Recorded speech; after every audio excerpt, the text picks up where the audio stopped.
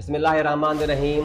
अस्सलाम वालेकुम दोस्तों, मां एक फैक्ट फाइंडर आहियां ऐं अॼु मां मौजूदु आहियां हिकराठो शहर जे अंदरि, जिते मूंसां गॾु आहिनि साईं मोहम्मद हसन मंगी साहब। सेफ जे ताउन सां Shah Latif model secondary school हिकराठो में हलाए रहिया आहिनि। मूं वटि कुझु अहिड़ा सवाल जेके असां साईं खां पुछंदासीं ऐं इहे बिल्कुलु फैक्ट्स फाइंडर जे तौर ते सवाल हूंदा। साईं तव्हांखे वेलकम थियो असांजी पॉडकास्ट में। साईं अल्हम्दुलिल्लाह, असां निहायत शुक्रगुज़ार आहियूं तव्हांजा जो असांजे पसगिरदाई जे इलाइक़े में अची करे अहिड़ी अपॉर्चुनिटी ऐं असां सां वेही करे ई तालीमी गुफ़्तगू करे रहिया आहियो।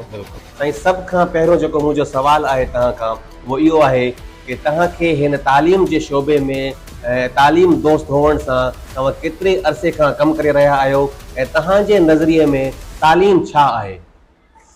सर, तालीम आम तौर ते हदीसनि में हिननि में अचे थो पियो त तालीम इंसान जी टी अख आहे। बिल्कुलु। ऐं तालीम जेको आहे हिकिड़ो इंसान खे कामयाबु इंसान बणाइण जो ज़रियो आहे। जीअं इंसान त मौजूदु आहे पर उनखे कामयाबु थियण लाइ इल्मु ज़रूरी आहे। तालीम इंसान खे कामयाबु इंसान बणाए थी। बिल्कुलु। ऐं तव्हांखे केतिरो तजुर्बो आहे, केतिरो अरसो थी वियो आहे इहे ख़िदमतूं सर अंजाम ॾींदे पर तालीम जूं? असां जूं जेके असांजा ग्रैंड फादर हुया, जी सर। ॿ बिरादर हुया। जी। हिकिड़ो जेको हुयो एजुकेशन सां रिलेटेड हुयो। ब्रिटिश दौर में हू असांजे इलाइक़े में प्राइमरी तालीम ॾींदो हुयो, ॿारनि खे बुनियादी तालीम ऐं हेड मास्टर हुयो।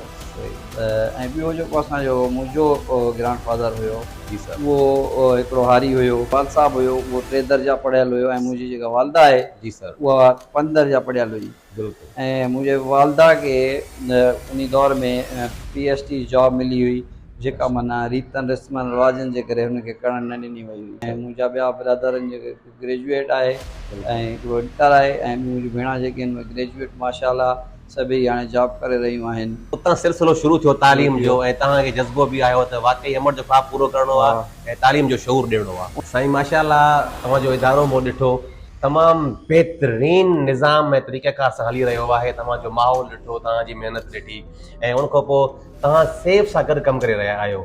तव्हां केतिरे अरसे खां वठी करे सेफ सां गॾु कमु करे रहिया आहियो ऐं सेफ वारनि जो तव्हां सां ताउन कीअं आहे ऐं तव्हां कुझु इन जे बारे में ॿुधायो?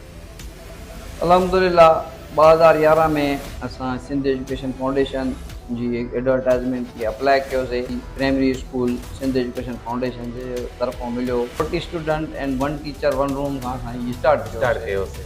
ऐं सिंध एजुकेशन फाउंडेशन जो जेको विज़न हुयो त माना ॿारियाड़ी में वञी करे असां मैडम अनीता गुलाम अली जो हिकिड़ो ख्वाबु हुयो पियो त मां ॿारियाड़ी में वञी करे औरतुनि जे लाइ तालीम जो हिकिड़ो मयार बहितर बणायां।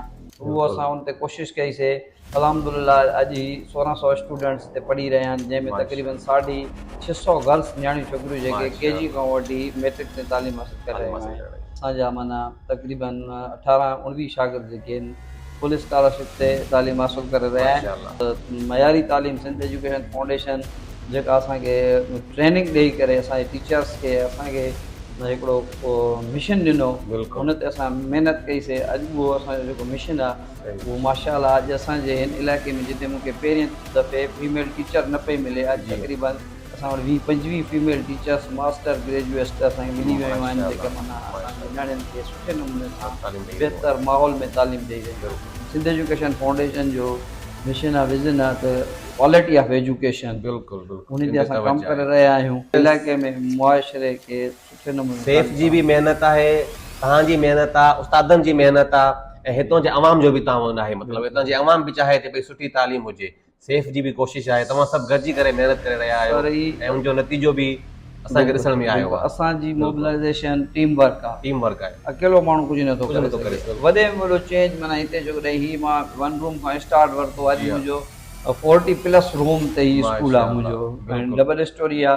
त इन सां गॾु मूंखे ॾिसी करे ॿिया बि माना नौजवान अॻिते आया, ख़ासि तौर ते नियाणियुनि तालीम ते करे रहिया आहियूं। ऐं हीअ वजह इन जी आहे त असांजे अॻिते अचण में हिकु औरत जो किरदारु आहे। अॼुकल्ह जे शागिर्दनि में ऐं तालीम में तालुक़ कीअं आहे ऐं अगरि सुठो आहे त छाजे करे आहे, अगरि सुठो न आहे त छाजे करे न आहे? सर, तालीम इंसान खे कामयाबु इंसान बणाए थी। अॼु जो उस्ताद ऐं जेको पे असां पढ़ी आया आहियूं उन उस्ताद ऐं असांजे उस्ताद में सिर्फ़ु हिकिड़ो फ़र्क़ु आहे त जेके अॻु में असांजा उस्ताद हुया उहे हिकु बुर्दबार बासलाहियत ऐं पंहिंजे न हिकिड़ी कुदरती जी हा। सलाहियतनि सां माना मालामाल हुया। अॼु जे बिल्कुलु। टीचर्स खे तकलीफ़ न आहे, स्टूडेंट खे तकलीफ़ न आहे, फैसिलिटीज़ वधी वियूं आहिनि। ऐं उस्ताद खे पढ़ाइण में बि आसानी आहे, शागिर्द खे पढ़ाइण में बि आसानी आहे। सिर्फ़ु बदकिस्मती असांजी इहा आहे त माना अॼुकल्ह असां माना जेका पूरी इंटरनेशनल एजुकेशन आहे उनखे अञा ताईं सम्झी न सघिया सम्झी न आहियूं, सघिया सुठे नमूने आहियूं। सां कोशिशि करे रहिया आहियूं, उन्हनि तरीक़नि खे फॉलो नथा करे सघूं पिया। फॉलो नथा जी। सही नमूने सां अञा हा। असांजी अवाम जेको आहे न ख़ासि तौर ते सिंध जी जी। सम्झी न सघी आहे। सर हिकिड़ो ॿियो सुवालु आहे तव्हां खां त स्कूल में शागिर्द खे सज़ा ॾियण सां शागिर्द में महिनत करण जो जज़्बो वधे थो या शागिर्द मार खां पोइ वधीक बिगड़े थो या उनजी साइकोलॉजी ते असरु थिए? सर सज़ा जा क़िस्म आहिनि। बिल्कुलु। ॿारनि खे हिकिड़ी माना उहो टीचर ते डिपेंड करे थो त ॿार खे कहिड़े तरीक़े पंहिंजे सिधे रस्ते ते वठी अचिजे। स्टूडेंट हूंदा आहिनि जंहिंजी नेचर अहिड़ी हूंदी आहे त जंहिंजे करे उहा उन्हनि खे थोरो पनिशमेंट माना करणु ज़रूरी हूंदी आहे, पर उहा कंहिं हद ताईं। ॿार खे रोज़ानो हिकिड़ो टारगेट करे उनखे सज़ा ॾिनी वेंदी, उहा भले नॉर्मल सज़ा हुजे या जेको आहे अनलिमिटेड हुजे, उहा ॿार लाइ ज़ाहिर आहे दिमाग़ी असर विझंदी ऐं हुन ते माना वॾो हिकिड़ो असरु वेंदो, जंहिं हिसाब सां उहो पंहिंजी सिर्फ़ु तालीम त विञाए वेंदो पर उहो पंहिंजी ॿियूं बि जेके सलाहियतूं आहिनि उहे पंहिंजो ज़ाया करे वेंदो। सवाल आहे दुनिया इल्म जी अहमियत खे सम्झी उन मां फ़ाइदो वठे पई, पर सिंधी नौजवान उन जे मुक़ाबले में केतिरे क़दुरु संजीदा आहिनि? हिकिड़ी कुदरती वसीलनि सां मालामाल आहे, जंहिंजे करे माना आम जेके ॿारयाड़ी में सिंधी माण्हू वेठा आहिनि उहे ज़मीदार तबिके सां तालुक़ु रखनि था। उन दुनियावी जेके बि ज़रूरतूं आहिनि उहे पंहिंजे उन्हनि आमदनी मां हासिलु करे चुकनि था ऐं ख़ासि तौर ते उहे माना हिकु ज़िंदगी पंहिंजी जेका आहे उहा पसंदि कंदा आहिनि त असां आरामदाह ज़िंदगी गुज़ारियूं। असांजी सिंध मां काफ़ी तमामु लीडर अॻुवान अहिड़ा अॻुवान पैदा थिया आहिनि जंहिंजे नज़रिए ते अॻिते वधण जी कोशिशि करे रहिया आहियूं। जीअं वज़ीर आज़म कराची जो हुयो या माना साईं असांजा सूर्या बादशाह, ॾिसो उन्हनि माना पंहिंजी सिंध लाइ माना पंहिंजे हिकिड़े रूहानी तरीक़े सां पंहिंजे मुल्क वतन लाइ जान जो नज़रानो पेश कयो। माना तालीम खे संजीदगी सां सिंधियुनि ॾिठो बि आहे सिंधियुनि ऐं उन्हनि फ़ाइदो बि वरितो आहे। हिंद जी तालीम खे जेतिरो सिंधियुनि सम्झो आहे एतिरो थी सघे थो ॿियनि माण्हुनि न सम्झो आहे। ॿियो तव्हांजो सवाल आहे त वालदेन जो केतिरो किरदारु आहे हिकु शागिर्द जी तालीम में ऐं वालदेन जे लाइ कोई पैगाम? सर जीअं तव्हां ॾिसो ख़ासि तौर ते असां पंहिंजे इलाइक़े जे वालदेन खे सलाम पेश कयूं था पिया, जंहिं हीअ असांजे नंढड़े इदारे ते एतमाद करे सिंध एजुकेशन फाउंडेशन जे ॾिनल नंढड़नि माना सहूलियतुनि मां फ़ाइदो हासिलु कयो आहे। ऐं तक़रीबन असांजी पसकरदाई जी हीउ जेको असांजो स्कूल आहे आर्ट एरिया जी अहिड़ी जॻह ते मौजूदु आहे जिते असांखे 4 तालुकनि जा ॿार हिते तालीम हासिलु करे रहिया आहिनि। 8 यूनियन काउंसिलूं ऐं 4 तालुका कवर करे थो पियो। बिल्कुलु उहे वालदेन वॾो माना हिकिड़ो असांजे कम मां मुतासिर आहिनि ऐं उहे पंहिंजा ॿार हिते पढ़ाए रहिया आहिनि ऐं असां उन्हनि खे इहो मैसेज ॾींदासीं त वधि खां वधि पंहिंजे नियाणियुनि खे स्कूलनि में दाख़िल कराइनि। चाहे हीअ इदारा आहिनि, इदारनि जी मालिकी कनि, स्कूलनि जे तरफ़ मुतवजा थियनि, बजाए की ॿार वेही मसइला उलझाइण जे इदारनि में अची कुलो कुलो में मिलाए हर सुवाल जो जवाबु असां खां पुछनि। असां ॾियण लाइ तयारु वेठा आहियूं ऐं उन्हनि जे ॿारनि ते जी तालीम ते असां सां कोई बि कंप्रोमाइज़ न कनि। ॿियो तव्हांखे सर सवाल इहो आहे त निज़ाम तालीम में कोई ख़ासि खामी या ख़ासि नुक़्स जंहिं ते तवजा ॾियणु घुरिजे? सर असां जो जेको तालीम जो हिन वक़्तु निज़ाम आहे त काफ़ी अरसे खां वठी असांजी एजुकेशन ते माना जो तजुर्बा कया था पिया वञनि। जी जी कंहिं महिल कोर्स खे अॻिते पुठिते कयो थो पियो वञे या कंहिं महिल पॉलिसी चेंज थियनि थियूं गॾिजी करे हेठी लेवल खां वठी मथी लेवल जी कमेटी जेका जोड़ी वञे। जीअं हाणे सरदार शाह तालीम ते सुठो कमु करे रहियो आहे। सरदार शाह जा अचण खां बाद में तालीम जे गवर्नमेंट जे इदारनि में या SCF जे इदारनि में बहितरी आई आहे। त अञा बि जेके खामियूं आहिनि उन्हनि खे दूरि करण लाइ हेठी सतह खां वठी मथी सतह जा सभई माण्हू शामिलु कया वञनि। UC लेवल खां वठी ऐं सूबाई लेवल ताईं तालीम सां जेके बि माण्हू आहिनि रिलेटेड उन्हनि खां मशवरा हिकिड़ी सर्वे ज़रिए वरिता वञनि त वञी माना हर यूसी में उन्हनि खे मुक़ररु कयो वञे जीअं त जाइज़ मसइला एजुकेशन ते ॾिठा वञनि त हिते माना कहिड़े तरीक़े सां हिते तालीम खे मुयसरु कयो वेंदो आहे, मयारी तालीम ॾेई सघिजे थी, उहो हेठि सतह खां वठी स्टार्ट वरितो वेंदो त बहितर तालीमी निज़ाम सिंध में थींदो ऐं जेके बि ख़ामियूं आहिनि उहे ख़तमु थी वेंदियूं ऐं निज़ाम बहितर थी वेंदो। सर तव्हांखे ॿियो सुवालु आहे त अवाम जो सरकारी स्कूलनि खां वधीक प्राइवेट स्कूल ॾे तवजा जी ख़ासि वजह छा आहे?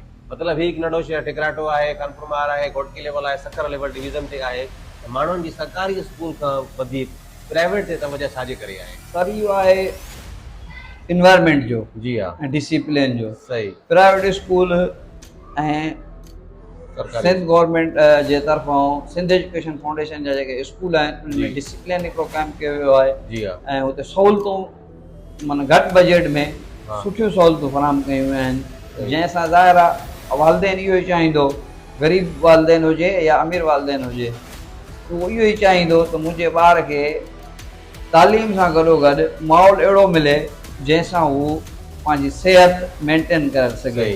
तो ॾिसो गवर्नमेंट जा स्कूल काफ़ी बहितर थी चुका आहिनि हाणे पहिरियों खां। प्राइवेट में इहो आहे त डिसिप्लिन आहे, डिसिप्लिन आहे, नो कॉम्प्रोमाइज़ आहे डिसिप्लिन ते। बिल्कुलु चाहे जेतिरी बि फीस आहे उहे माना उन्हनि ते बाक़ाइदे ख़र्च थिए थो ऐं हुते टाइमिंग जी पाबंदी आहे ऐं पेरेंट्स खे ज़ाहिरी तौरु जी अमली तौरु नज़र अचे थो असांजो ॿारु हिते मयारी तालीम सां गॾोगॾु बहितरीन माहौल में ज़िंदगी फिज़िकली मेंटली होते ॿार फिट आहे।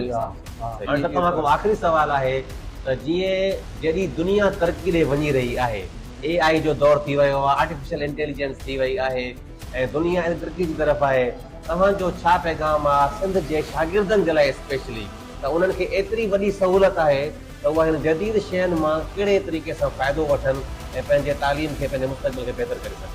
असां पंहिंजे स्टूडेंट खे इहा ई गुज़ारिश कई आहे त तव्हां तालीम खे सही नमूने सां, जीअं अॼु जदीद दौरु आहे, दुनिया टेक्नोलॉजी तरक़ी करे चुकी आहे, वञी चुकी आहे ऐं असांखे ख़बर बि आहे त असां कंप्यूटर जे ज़रिए कंप्यूटर जे इल्म खां सवाइ ॿी कहिड़ी बि तालीम computer, mobile, internet, AI technology, उन लाइ ई माना असांजी जेका एजुकेशन आहे उहा साइंस मेडिकल सां गॾोगॾु कंप्यूटर साइंस लाज़मी आहे। बिल्कुलु कंप्यूटर साइंस जी तालीम वधि खां वधि उहो दौरु अची रहियो आहे, हली रहियो आहे त उहा तालीम बि ज़रूरी आहे। पंहिंजी कोशिशि कनि त उहो पंहिंजे कंप्यूटर तरफ़ मुतवजा थियनि, अॻिते हली करे मुल्क क़ौम जो नालो रोशन कनि ऐं पंहिंजी वालदेन जो नालो रोशन कनि। थैंक यू सो मच दोस्तो, तव्हांजी वॾी महिरबानी सां गॾिजी रहण जे लाइ ऐं तव्हांखे तमामु घणी सुठी मालूमात मिली हूंदी। ऐं हसन साहब जी वॾी महिनत आहे ऐं असां फैक्ट्स ते हक़ीक़त ते ॻाल्हायोसीं, जेके सवाल जवाब तव्हांजे ज़हन में बि घुमंदा हूंदा असां उन्हनि ते ॻाल्हायो आहे ऐं तव्हांखे असांजी इहा मालूमात इहे ॻाल्हियूं कीअं लॻियूं तव्हां कमेंट में असांखे ॿुधायो। अञा जेकॾहिं कोई सुठा सवाल आहिनि, सुठियूं ॻाल्हियूं आहिनि जिन ते साईं वारनि खे कमु करणु खपे त तव्हां कमेंट्स जे अंदरि ॿुधायो, असां साईं खे उनजे बारे में इंफॉर्म कंदासीं त साईं हिन इलाइक़े जे अंदरि अञा हिन तालीम जे निज़ाम खे वधीक बहितर करे सघनि।